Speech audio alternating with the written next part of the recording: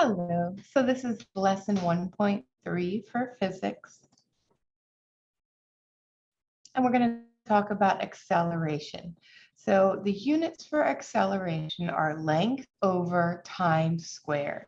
So an example would be meters per second squared, or it could be written meters per second because it is the amount of speed in a certain amount of time. Meters per second or meters per second squared are what you'd be typically using. An average acceleration is the change in velocity over the change in time. So velocity final minus velocity initial divided by time final minus time initial. Just really make sure if you're plugging into the calculator, that way you are using parentheses. Now, when we show velocity, that's typically going to be lowercase, and it's really supposed to be a script V as opposed to a block of V. Uppercase V would be volume. That's why we use lowercase. Okay, and we use lowercase t for time because uppercase T is temperature. And so just read really, really carefully. So when we're doing speed, it's the distance divided by the time or the path divided by the time because that's your scalar quantity. And when it's a velocity, it's a vector quantity. So it is the change in distance or the displacement over time.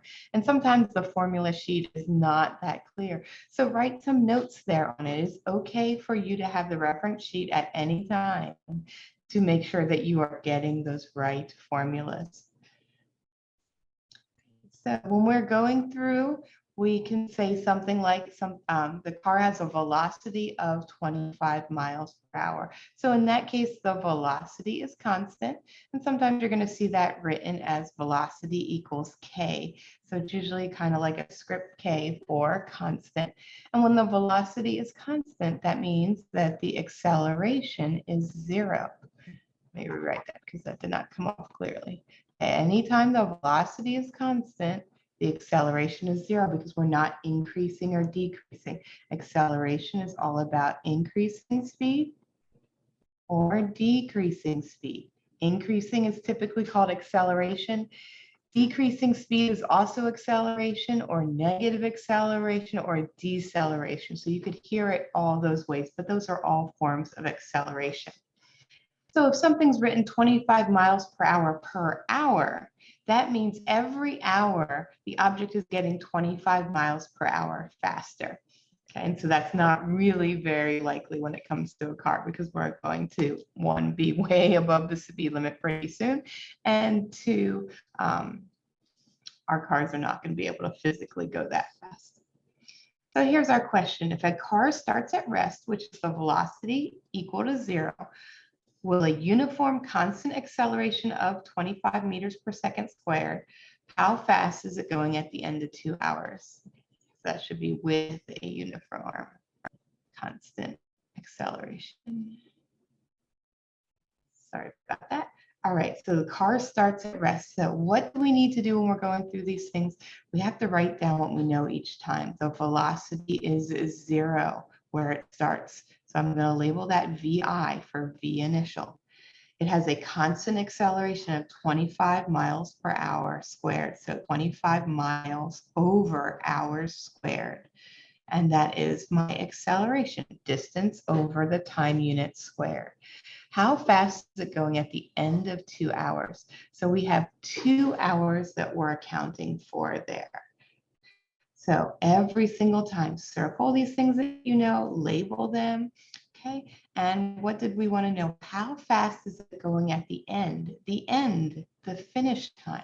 So we want to find the velocity final. So what equation do we have? V final equals V initial plus AT. Now there's a whole set of equations, so we're going to go over how to select the best one. But for this section, you're going to be using this one a lot.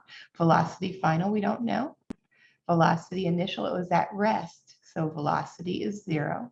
The acceleration is 25. And the time is 2 hours. Now you might have just been able to figure that out in your head. That is fine, but use that just as an estimate. And always, always go through and do the math. The math is like your facts and your evidence in a court of law. This is just the court of science. And the court of science does require you to have math backing up pretty much every single thing that you have.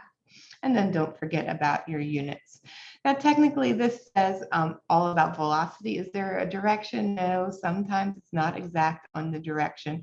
But when you plug it into Canvas, oftentimes these answers don't even need a units. They just want to know the magnitude, which remember is the number.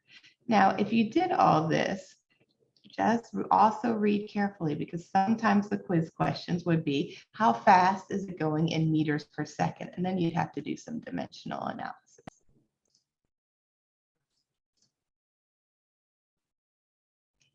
And could you have logic that out? Yep, you could have used acceleration as the change in velocity over the change in time, and you could have solved it through that way and gotten that same equation that I had. So sometimes it's just manipulating equations. So this time we have velocity time graphs, so a little bit different than before where we had distance or position time graphs. Okay. So when I look at this graph, is this constant or variable acceleration? Well, where is acceleration on this graph? I don't see a written acceleration anyway. Oh, but acceleration is velocity per time. The rise over the run is the slope, remember from math, and that is the change in the y over the change in the x. And what is that in this case? The change in the y is velocity, the change in velocity over the change in time. So if you notice there, that slope is equal to acceleration. Okay. And is my slope the same or changing? It's changing, so it is going to be variable. If we have a positive slope, we're going to have positive acceleration.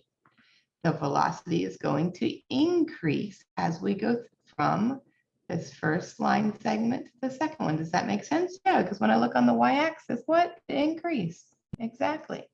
Negative acceleration. The velocity is going to be decreasing. Deceleration, a negative slope. And then here is another positive slope at the end.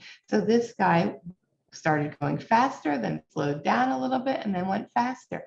There was not a stop, but it could be that the light turned red and they started slowing down, and then the light turned green again. That would be one of those instances where that's happening. Now, weird thing, if you get a negative acceleration or a negative slope, that could just mean it's positive acceleration in the opposite direction. Because really, when we're slowing down, we are not going to go as far in this direction. But now when I look at this the other way around, it's starting out close together and getting further apart. What did that mean? It went faster. It's going faster in the opposite direction. I know that sounds just really weird. Just make sure you have that written down and refer to it, and that'll make more sense as we practice this. And other weird thing, which we'll get to probably in the next lesson, is you can find out the displacement by literally getting the area under the curve. And if you don't know calculus, all that means is break this apart into as many shapes as you can and find the area of each of those shapes, add that up, and that whole area under the curve would be equal to the displacement.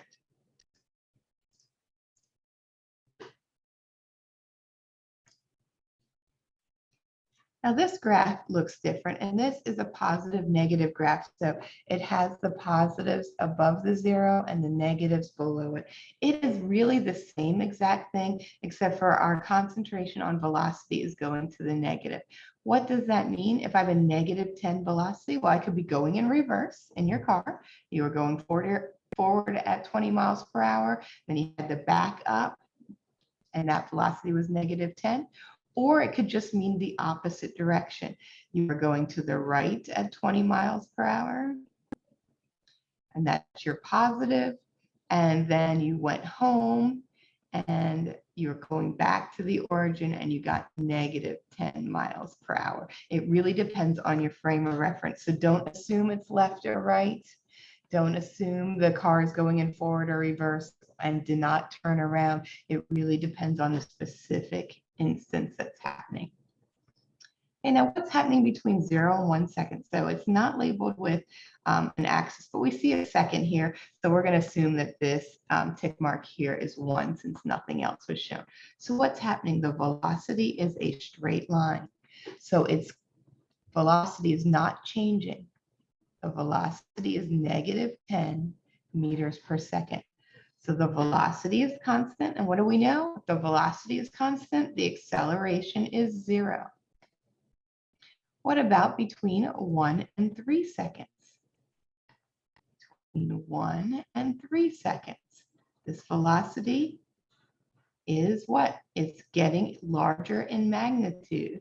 And we have what? A negative slope. So how can we describe that? The velocity is changing from negative 10 to negative 15. So it has acceleration in the opposite direction. Why am I calling that acceleration in the opposite direction? Because if we're at 10 and then we went to 15, okay, the absolute value of my speed did what? It increased. So we are going faster. We just might be going faster in the reverse, or what's more likely, that we're going in the opposite direction. And what's next? Okay, and now in this one, on the last page, I said area below the curve because that graph was set up with a traditional 0 and situation here. So you just got the areas underneath. This one has the 0 and then it has numbers under. So in this case, it's not area under the curve. It's going to be area between the lines and the 0. So the displacement for 3 to 4 seconds would be finding the area of that triangle, 1/2 base times height. My base is 1. And my height is 0 to 15 there. And I'm just doing an estimate. You would have a little bit more exact information if you were doing it in real life. So my displacement is 7.5 meters. How do I know it's in meters?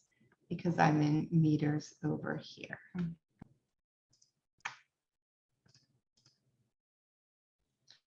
So graphs, lots and lots of details. And yes, you're going to get better at graphs. Go slowly, exactly like we did earlier with the position ones. Just go and take one section at a time. So section 1 is this first line segment here in black. Okay. What happened to the velocity? It was 0 to start, and then it went to 10. And remember, change in velocity, velocity final minus velocity initial. Just get in the habit. You're doing the begin with the end in mind. So 10 minus 0, or 10, is your change in velocity. It's positive because we are increasing there. Our change in time, we're going about halfway through. So 2.5 minus 1. And again, it's time final minus time initial. Why? Because acceleration is the change in velocity over the change in time. So you can do that at each of these points here. We have a positive acceleration here. We're increasing, okay? And it's always going to be. So if that velocity was meters per second, then this acceleration would be plus 4 meters per second squared. How about line segment 2? That's that guy. 17.5 is the final velocity. 10 is the initial velocity. The change in time, 5 minus 2.5. So now we have 7.5 over 2.5. So this guy is still a positive acceleration, but we're not changing speed as fast. We put a little bit of our foot off of the brake for line segment 2. And when you're given something like this on the test, make sure you're explaining every part. Okay, so they're both increasing acceleration, but one is increasing at a slower rate. Line 3. Negative 7.5 because we're now decreasing, and our time is 2.5. So we're getting a negative 3. So we're either decelerating to the right or accelerating to the left if you're assuming that the right is positive. Okay, and then line segment 4, again, it's negative acceleration. So keep that in your brain. Okay, I see a negative slope, so I'm going to assume a negative at the end, but always use the math to check it out. And we get a -3 there. So line segments 3 and 4 have the same deceleration. Line segment number 10 has no change in the velocity. No change in the velocity doesn't mean it's not going anywhere. It still has a velocity of 2.5, so it's not stopped, but it has a 0 acceleration because we did not change our velocity. And then we go up with 1 meters per second squared acceleration and then 4 meters per second squared acceleration to finish it out. Key things to remember: if we have a constant velocity, then we have 0 acceleration. If we have a positive slope, we're increasing our speed per each unit of time. A negative slope has those two options there: deceleration or acceleration in the opposite direction. So if we're looking at these little graphs right down here, again, we have to kind of look at it. This time, read carefully. It's position, not velocity. So for diagram A, the position is constantly, it's changing at a constant rate. Okay? It doesn't mean it's stopped. It's still moving, maybe 1 meter every 1 second or whatever it is, but it's moving constantly. So what does that mean our acceleration is? Our acceleration is 0 because we're not speeding up or slowing down. What about B? B, it has the same distance between each one, so it's changing the same amount of meters per the same amount of seconds. But when I look at and compare B to A, what do I know? B has greater distance, so that means it has higher speed than A. Diagram C, what's going on there? It's close together at the top, and it's far at the bottom. So when it's close, what's happening? It is covering a little amount of distance at a time. So it's slow. And at the end, it's counting a lot of distance. So it's going fast. Okay, and always note, see, it has the arrow for direction, and it's saying the motion is going down. That's how I know that we are going from slow to fast, because I know that I'm going to match that same direction. And when I look at diagram D, it has bigger gaps. So it's fast and then slow. So C and D are opposites. So that's why it's really important to look at which direction the motion is going so you can explain it. D is going from fast to slow.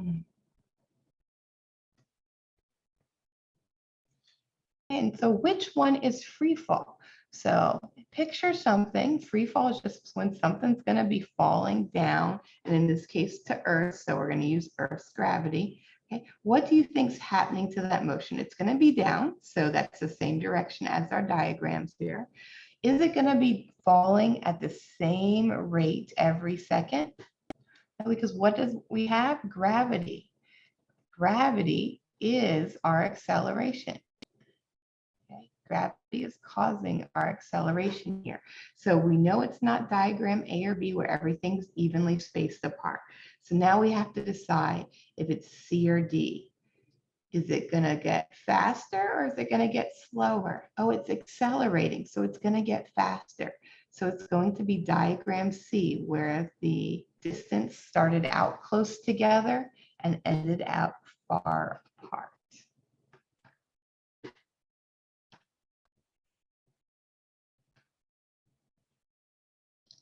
And there we go. There's your quick snapshot. Feel free to come to question and answer time or come to the live session where we do a little bit more of those practice problems, or sign up for a question and answer. And have a great day.